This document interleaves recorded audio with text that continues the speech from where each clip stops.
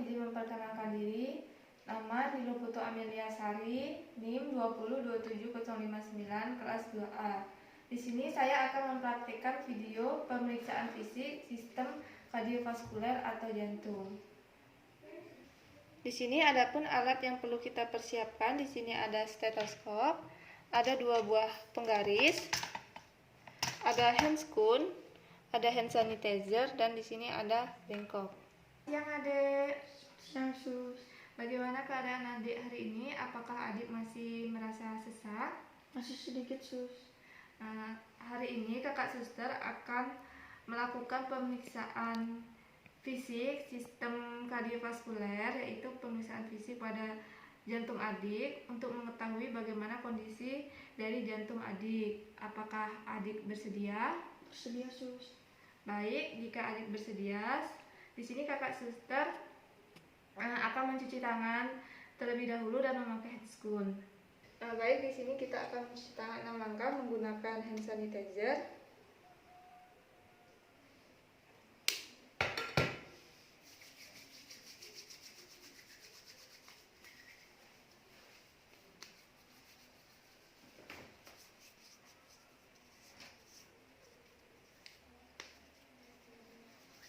Kemudian di sini kita akan memakai handscoon.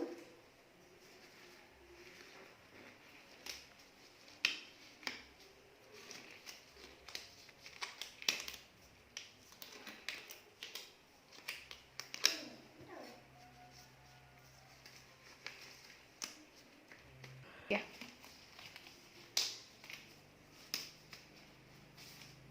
Selanjutnya kita ke pasien. Pertama, kita lakukan inspeksi pada pasien dengan gangguan kardiovaskuler. Ini biasanya kemampuan untuk memenuhi kebutuhan oksigen, karena dari proses memompa jantungnya menurun. Itu juga terlihat dari saat kita melakukan inspeksi. Kita inspeksi daerah wajah, kemudian daerah bibir, kemudian kita lihat CFT. Bila kita real time,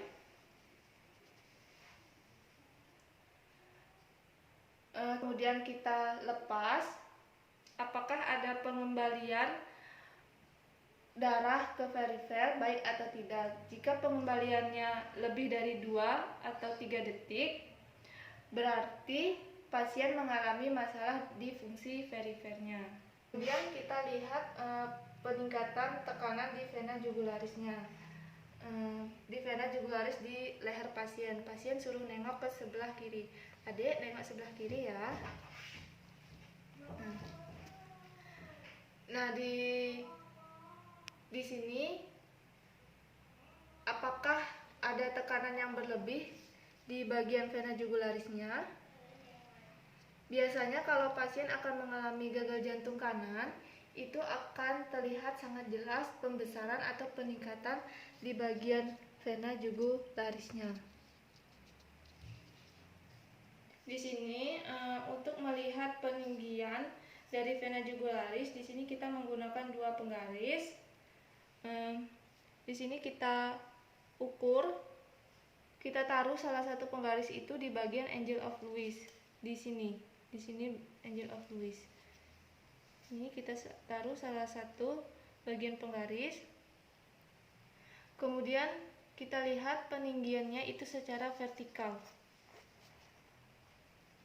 Kita lihat peninggian dari vena jugularisnya itu secara vertikal.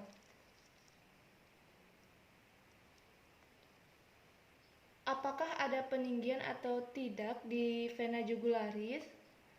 Kalau dia melebihi 2,5, berarti ada peninggian tekanan di vena jugularis.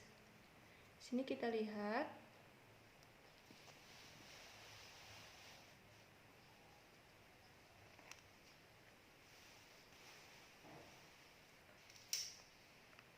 Kemudian di sini langkah yang kedua, yaitu kita melakukan proses palpasi. Palpasi pada bagian jantung. Ingat, kita imajinasikan bahwa area jantung adalah 5K landmark atau 5 titik utama untuk menggambarkan jantung.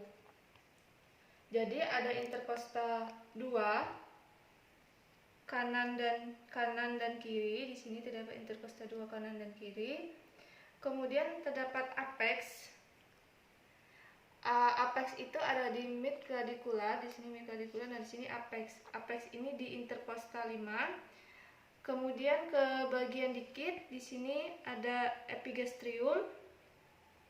Kemudian ke bagian mid clavicular, ini di 5 titik inilah imajiner dari jantung. Kemudian kita lakukan perkusi. Jadi di sini sama seperti pemeriksaan pada sistem pernapasan, area jantung pada saat kita perkusi, nih, dia akan lebih pekat, suaranya terdengar lebih pekat. Tapi daerah sekitarnya menjadi di sini, tapi pada area sekitarnya, karena dia di bawahnya ada rongga udara, maka yang terdengar yaitu suara resonan atau sonor.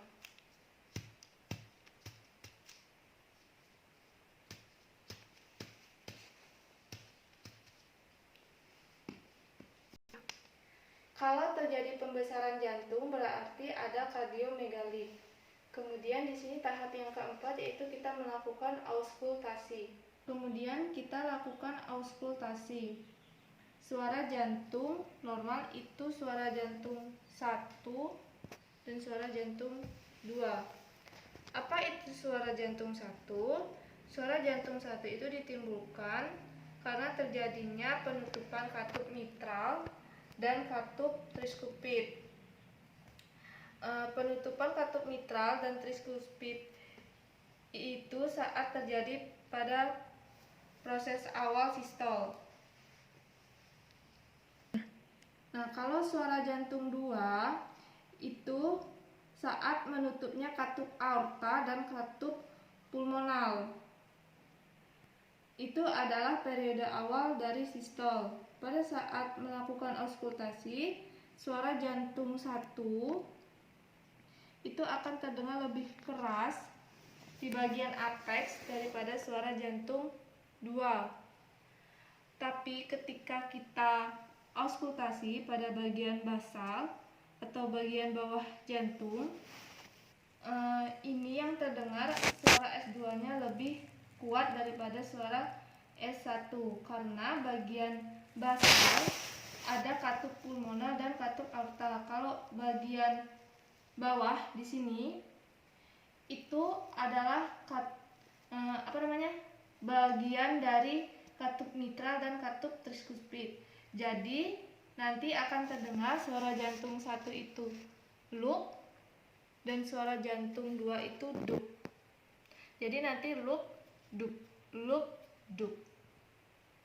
Selanjutnya di sini kita akan memakai stetoskop.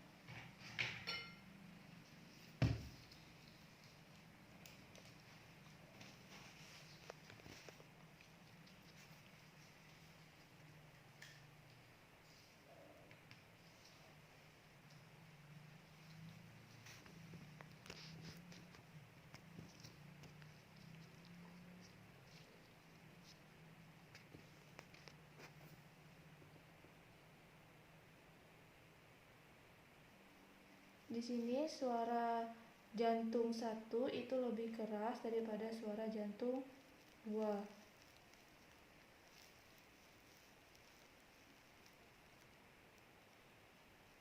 Jantung 2 itu lebih keras daripada suara jantung 1. Kemudian di sini ada titik lagi di interkosta 3. Ini namanya titik Ebers point. Itu suara S1 dan S2-nya terdengar sama.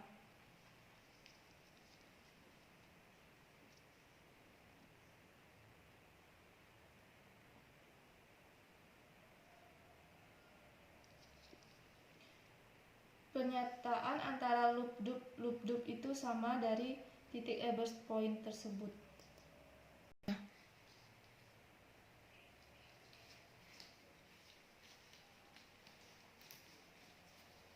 bagaimana kalau dia mengalami proses ketidaknormalan? Itu kalau ada suara jantung tambahan di anti setelah suara jantung 1 dan 2. Jadi bisa ada suara tambahan seperti terdengar nanti suara murmur atau seperti suara luk duk duk duk. Berarti itu ada suara tambahan pada saat kita auskultasi. Itu menunjukkan bahwa kalau pasien mengalami masalah di jantungnya. Untuk pasien ini suara jantungnya itu normal. Jadi pasien tidak mengalami masalah jantung. Nah, baik adik, pemeriksaan hari ini sudah selesai. Bagaimana perasaan adik setelah dilakukan pemeriksaan? Sudah membaik, sus.